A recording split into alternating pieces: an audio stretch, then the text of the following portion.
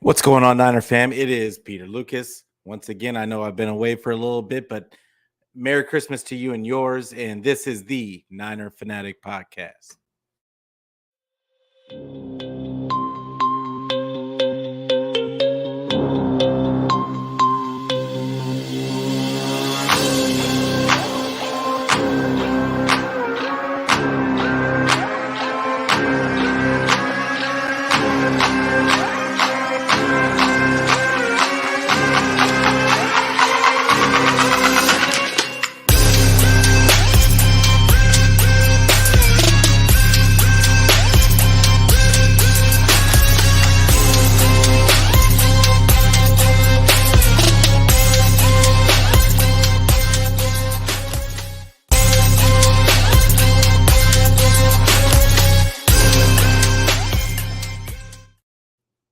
What's going on, Niner fam? And once again, it's me, Peter Lucas. This is the Niner Fanatic Podcast. Merry Christmas. It is a very Merry Christmas for your 49ers. Today, they get the big win against the Commanders. And it was another game that had a lot of interesting takeaways from this game for me. But most importantly, the Niners kept pace with the top NFC teams, and I don't think that the 49ers honestly can keep pace with the Eagles. I don't think the Eagles drop enough games for the 49ers to move up into that and especially they can't hit the first seed. But I think that they do have a chance for that number 2 seed, and I think that showed a little bit today that any team can get got. But Jalen Hurts, no, everybody saw him go down last week, and so Gardner Minshew comes in today, and I don't want to talk too much about their game, but the Gardner Minshew, they scored 34 points, they still lost. So it was it's a but I bring it up to make sure that we all understand that any team can go down. So anything can happen. We got 2 more games left, I believe, in the season, and right, 2 games, yeah. So we got 2 games left in the season, and it's just going to be really paramount that it looks like the 49ers are going to have to go all out just like they did in this game to get to that number 2 seed if they have a chance at it. So, but there is a chance. So, I mean, Vikings almost got beat today too. So, but I want to start off by saying, hey, Merry Christmas, Damien. I appreciate you coming in, brother. Merry Christmas to you and yours. Uh, always love spending the holidays with family, including the Niner family. And I literally just got back today, right before the Niner game started. I got back in the house right before the Niner game started. Me and my family went to Costa Rica all last week, so that's why you didn't see me at all last week. I was out of the country, and it was, I mean, if you ever have a chance to go, everybody needs to take a trip to Costa Rica. For all my Costa Rican people out there, pura vida all day, every day. Like, that place is just amazing. So, but back to the game. Melissa, thank you for coming in. You're always family coming through. But yeah, let's start off by talking about the man of the hour, Brock Purdy. You know what was interesting about this game is this game kind of showed you what to expect if because we all said that going into the playoffs, going into some of these tougher games, that eventually we're going to need our quarterback to step up, and that was what we were kind of afraid of with Jimmy Garoppolo, that maybe he may not be able to step up in those moments and make that throw that we need to get us over the hump. But I would tell you that, I mean, today the defense was not that the defense was bad by any stretch of the imagination, but they gave up some points. They gave up 20 points today, and which is uncharacteristic.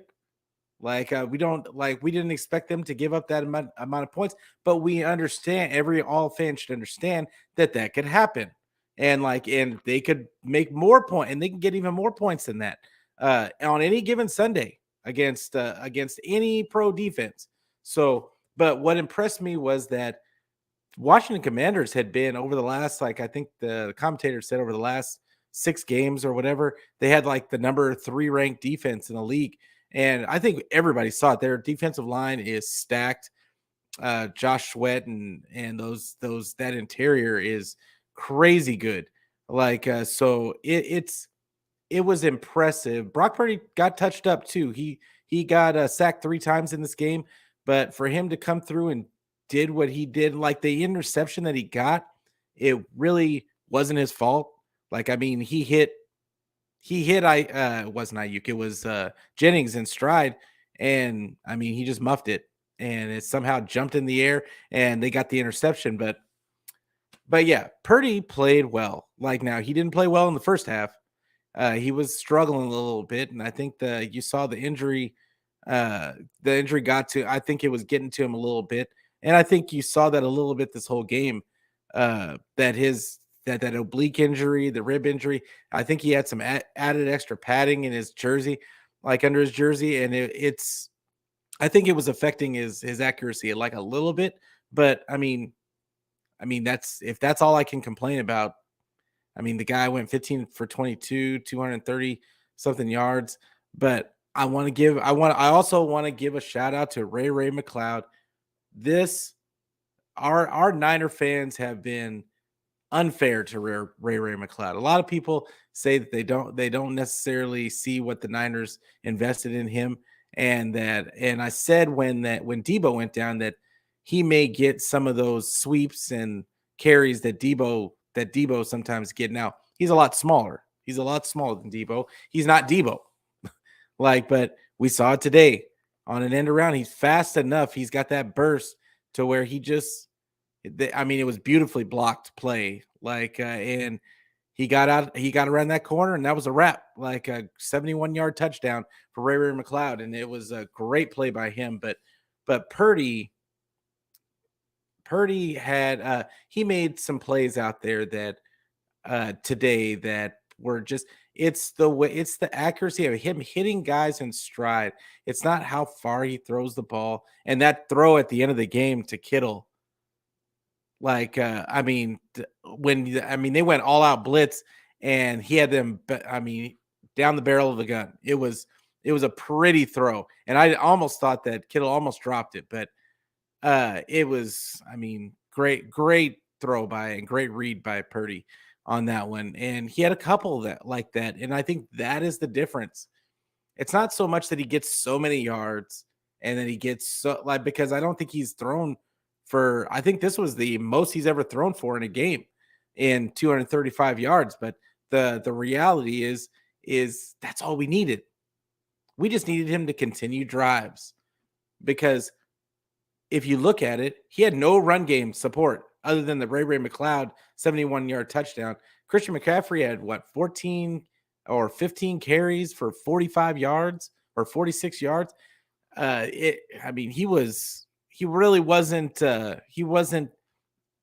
kind of went, he took a step back to a couple of games ago. And then they put in Ty Davis Price. I don't get it unless they're trying to rest up Jordan Mason, but because I don't believe Jordan Mason was hurt. And so, I don't know why that whole thing, maybe just to give the kids some run. But once again, 3 yards a carry. That's what we've seen when Ty Davis Price gets in the game, is 3 yards a carry. And not saying that Jordan Mason would have been a world beater in this game, because we don't really know. They have Washington has a very good defensive front, and their defense played pretty well, I think, for the most part. But that's the thing about this 49er team is that we can't, you can't cover any one thing. You're going to have to cover all of it. And somebody, with all these weapons on this team, somebody's going to get open. So the only chance that these teams have is by pressuring Purdy. And Purdy has been showing that if you pressure, he's known to get away from pressure and make a play. And it's not, We're not talking huge.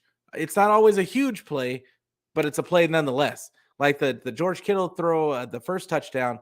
I mean, wasn't a huge play. I mean, I think it was like a 7 yard throw, a 6 7 yard throw, but and Kittle turned it into a house call. Like, hey Corey, I appreciate you coming through, bro. Merry Christmas. Uh, appreciate it, man. And like, but that's what we needed. Going back to Purdy, that's what we needed. We needed him to make that 6 or 7 yard throw and let those weapons do the rest. Ayuk was manning up in this game. Once again, just get him the ball, like, and let him make a play. Get him and that's what Kyle's offense is meant to do, is get these game break players the ball in space and let them do their thing once they get the ball. Like, and then of course Purdy had I think he had the one throw. He had 2 touchdowns, but he had another throw that was really nice. Like, his second one, I think it was to Kittle, but it was Kittle is just balling out right now. And all the people that said that we need to trade Kittle and that Kittle is his death amongst Snyder fans is grossly over exaggerated at this point, right? Because I mean, the man is just, he caught what, a 7 yard and took it to the house. What tight end is taking a 7 yard crosser to the house? Like, I mean, you just don't see it. And like, so when people sit there and compare him to Mark Andrews and honestly, Kelsey is a really good route runner, really good guy, a guy that's really good at getting open. But I mean, from a standpoint of burst and acceleration and doing what he does in space, I take Kittle over Kelsey. That's just my thing. I know that people are going to say that's blasphemy. A lot of the Chiefs fans and, like, the people on Twitter would say that's blasphemy. Oh, Kittle doesn't get the numbers. Kittle doesn't get the numbers because Kittle never had anybody to get him the ball consistently. That's it. And that's a majority of the 49er weapons. So, but yeah, Kittle, 120 yards today, 2 touchdowns. And I'd have to look up what he has at this point. But since Purdy's come in, he has just been racking up the touchdowns. And the man, it's just, like I said before, Purdy is not doing a ton. This is literally what we were asking of Jimmy to do, was just, hey, little 6 yard pill, just hit the open guy and let the guy do the rest. That's all we want him to do. Make the read.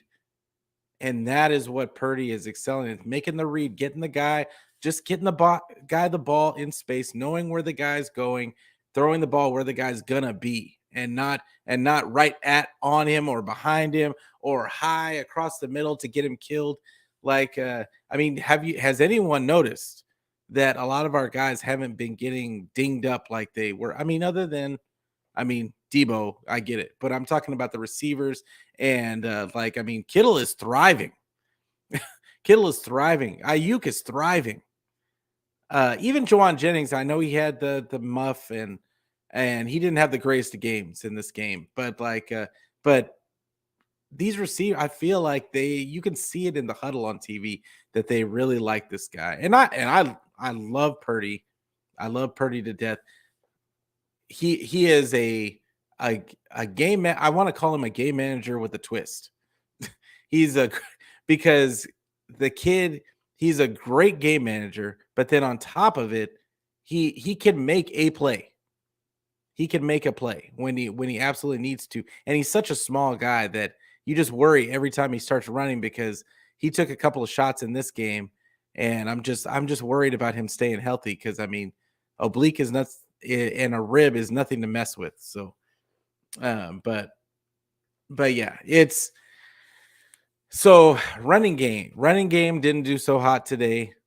The receivers did a majority of the work for the offense. But let's get to this defense a little bit, because, and I mean, this reaction show is going to be a little on the shorter side. It's going to be I'm trying to make it about 30-35 minutes, but the but this defense. So defense, I would say didn't have one of its best days today.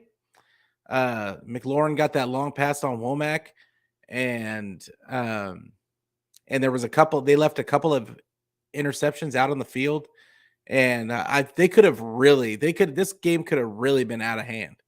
And if they would have made those plays, there was just a couple of balls that they were just a hair late, and then of course a couple of penalties that got that drove the other team down the field.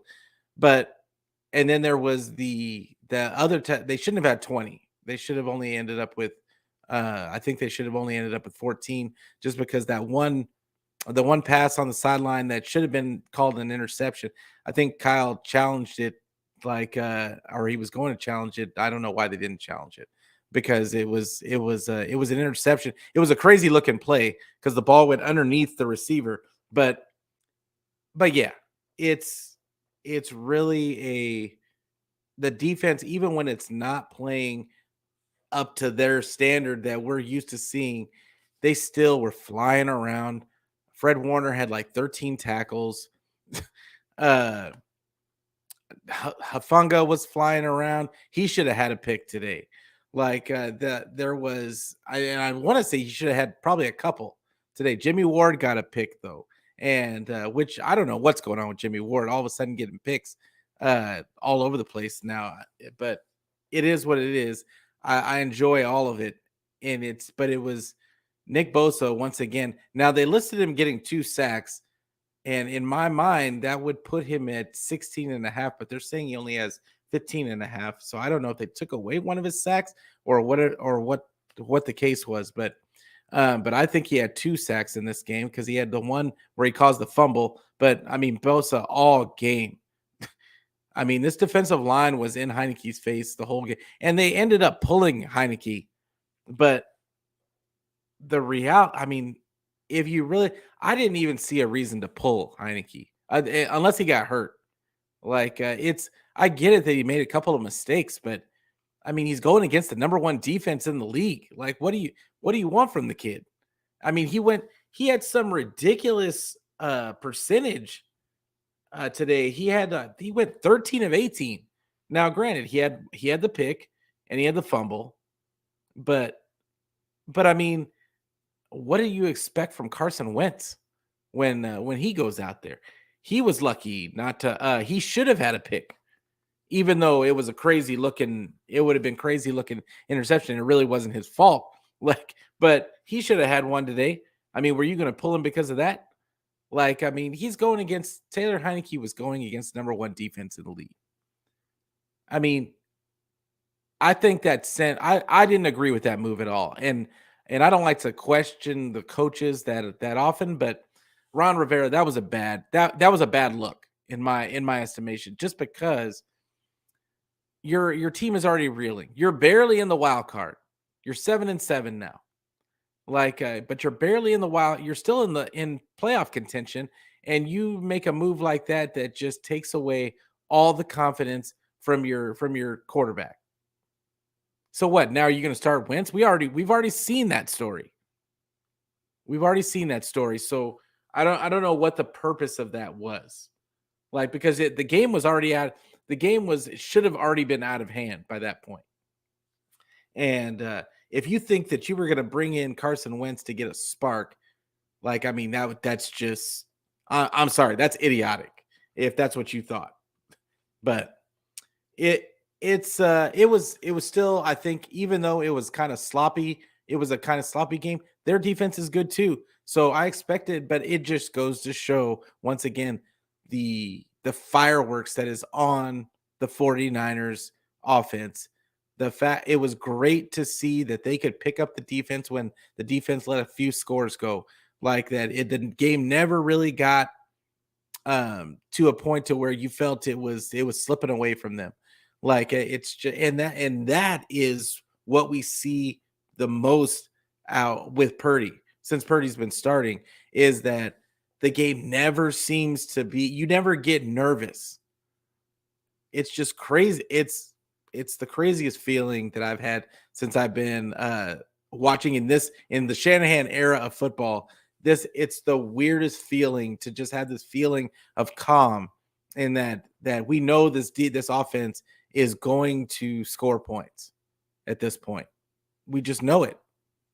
And to finally find that mix is really, it's, I mean, and to be finding it at this time of the season is just, I mean, couldn't be better timing. And I can't wait. I can't wait for these playoffs to start. I want us to get to the playoffs before. I mean, knock on particle board. Like I want us to get to these playoffs before anything happens, and it just ruins my mantra. But yeah, great game, great great just great performance all the way around. I thought that D'Amico, while I don't think it was one of his best game plans, I would say that. And like I said, we're splitting hairs at this point, but uh when he let Carson Wentz, he just started blitzing the hell out of Carson Wentz, and I felt like that was, I mean, if I had to nitpick like I would say that was probably not the way to go. But yeah, it great game, great game to watch. Like all these games now, and I mean, like, you got to say it. Like, but since Purdy's been starting, all these games now are just fun to watch. They're all fun to watch, and we all just cannot. We never get the feeling like the game is about to slip away from us. Like I said, so. But the next they play the Raiders, I believe. This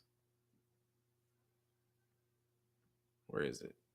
They play the Raiders on the first. So that's what my Sunday next Sunday. That's a 1 o'clock game again. The on the Raiders. I believe it's at the Raiders. Oh, the Vegas game. So hey, Vegas is gonna go crazy, Niner fam. Like just so you know, like I've been hearing like I know a lot of Niner fans that have been planning on this game for a long time. A lot of people are gonna get me. I wish I could go, but it's if you can go, I would. There's going to be all kinds of 49er events going on, and I know a lot of Niner fans out there, and a lot of 49er Twitter is going to go crazy in Vegas. So if there was a game that you could get to, I would try and get to this one because be able to pregame, because it's going to get crazy. And shout out to all 49er Twitter. Like, I know you guys know how to party, so enjoy yourself with that. But it's,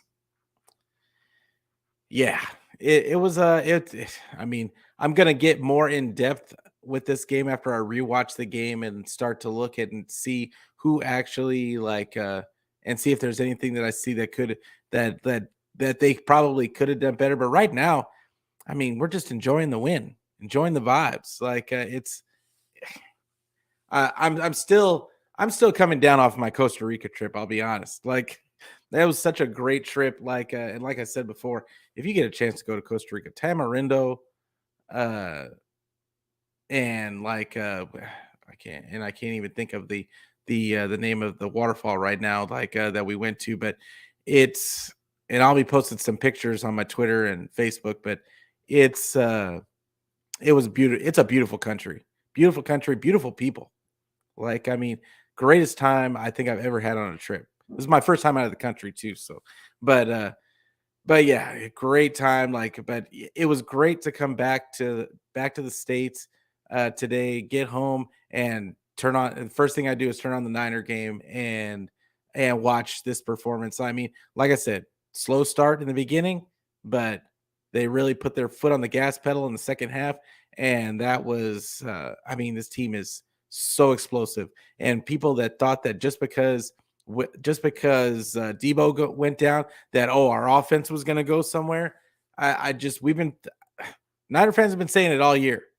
This Niner team has so many weapons on it, so many, and then you've got Shanny has a way of putting these guys in space that we weren't able to take advantage of before, but we're taking advantage of it now. And now that we're taking advantage of it, I don't think there's any team in the league that wants to play us. I don't think that they want any parts of the 49ers. It's going to be scary. It's going to be scary going forward. As long as Brock can keep that oblique injury to manage it and be able to look good doing it, I mean, jeez. I mean, it's scary, guys. I mean, and don't be afraid to start being confident. We're Niner fans. We need to start really being confident in our team at this point. I don't see any team that we can't beat at this point. And I don't mean to sound overly confident, because God knows I'm one of those people that just never likes to guarantee victories and all that kind of stuff. But man, I would be shocked if the 49ers didn't run the Raiders out of the building next week. And I got to believe that I'm hoping that us not seeing Jordan Mason this week was because they're trying to rest him for the playoffs or whatever the case is, because otherwise it doesn't make any sense unless they're just literally trying to get Ty. But I think that what really made me upset about the Ty Davis Price thing, and I do want to say this before we get out of here, is that what made me more upset than anything about seeing Ty Davis Price and him getting 9 carries is when he got his carries. The 49er fans have been begging for Jordan Mason to get carries in the middle of the game, at the beginning of the games. And somehow Ty Davis Price, no problem. He hasn't shown us anything all season long, but hey, here you go. Here you go. You can have all the carries. I shouldn't say all the carries, but you can have carries in the middle of in the game plan where it's obviously part of the game plan. We'll make a game plan for you, but not the guy that's averaging over 6 yards a carry. We're not going to make him a part of the game plan. And I'm hoping that Shanny makes me look like a moron, and in the playoffs he just unleashes that kid. But it's right now, it just doesn't seem fair to me. So, but like I said, great game. I'm gonna get out of here tomorrow. Catch me on Ryan Hensley's show, 49 Warriors show. He has his show every weekday, Monday through, and we're gonna do a Christmas show, apparently. So I'll be on at 8:30 tomorrow morning, but I'll be on with Steph, Ryan, and Jackhammer. So tune into that. It's going to be a great day after show. Also, then I'll have my show on Tuesday at probably around 6:00 p.m. Pacific time, to be determined who will be on with me, and I might do it myself. I'm not quite sure yet. But then also on Wednesday I have Last Man Standing with Niner Sickness with Brandon from Forever Faithful podcast, and Rich from Celts Chronicles. So don't miss that show where we do our weekly picks. I'm losing tremendously for the year, but it's just iron sharpens iron. Like all of us, none of us have really a bad percentage. We're just all these guys are really good at what they do. So, but Last Man Standing, great show, like great camaraderie. Love the guys. But yeah, so watch out for those shows, and then I'll be back to do my pregame and postgame on the day of the game on the 1st. So on New Year's Day. So hey, everybody, make sure that you really enjoy your Christmas. I want to make sure everybody enjoys their Christmas. Enjoy your family. If you don't have family, because I know sometimes this is a hard time for a lot of people, and that don't necessarily have family close by, don't have family in their life. We're all thinking of you. So enjoy and try to enjoy your Christmas. Try to enjoy these holiday times. When you do have family, don't take them for granted. To make sure that you spend some time with your people. Make sure you tell them that you love them. But I'm just going to tell you guys, I appreciate all of you.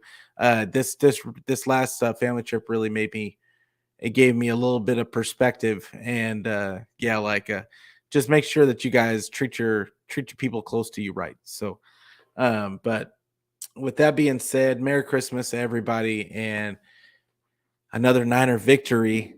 And we're going to end it with Go Niners.